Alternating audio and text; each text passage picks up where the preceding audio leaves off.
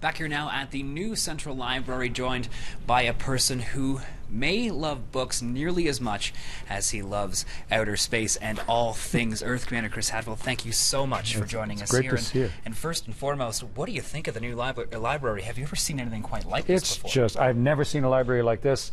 Having written a few books, I've had a chance to speak in a lot of different libraries around the world. This is so beautiful. I mean, just the architecture of the building, but also the layout of it. It's gorgeous and extremely welcoming. It's exactly what a library ought to be.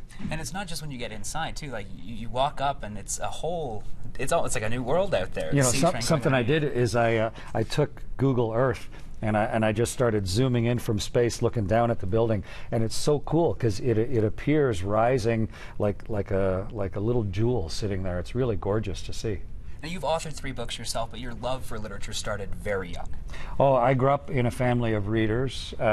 We didn't have the internet, of course, when I was a kid, but we had Encyclopedia Britannica, and that series of books was my internet. When I had a question, discussing something, someone would get over, and it was sort of like just Googling it. You'd pull that book out and find that piece of information.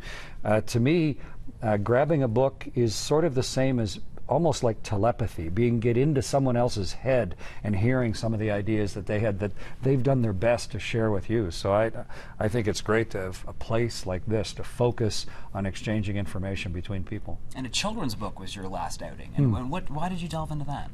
You know, if I wrote a book that was read by a 95-year-old, you know, it's going to impact them, but they're towards the end of their life. But if you read a book that impacts a 5-year-old, it helps actually to shape their thinking for the next 90 years. And so that was really the purpose of writing the children's book, The Darkest Dark, was how to deal with fear in your life, how to try and imagine yourself as someone else, and then how do you turn yourself into somebody else.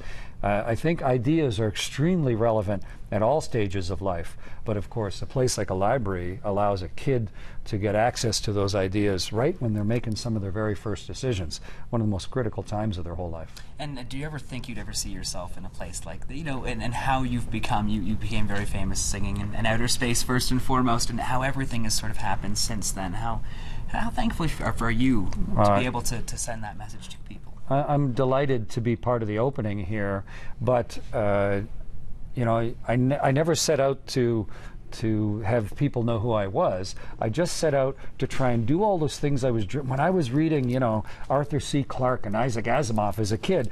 I was dreaming someday maybe I could do those things, fly a spaceship, and now to be here and have that recognized, flying a spaceship is an inspirational thing as a result of all the studying that I did. To me, it's an absolute treat. Well, Commander Hadfield, thank you so much for joining us at the new Central Library here in Calgary. Michael Lumsden, City News.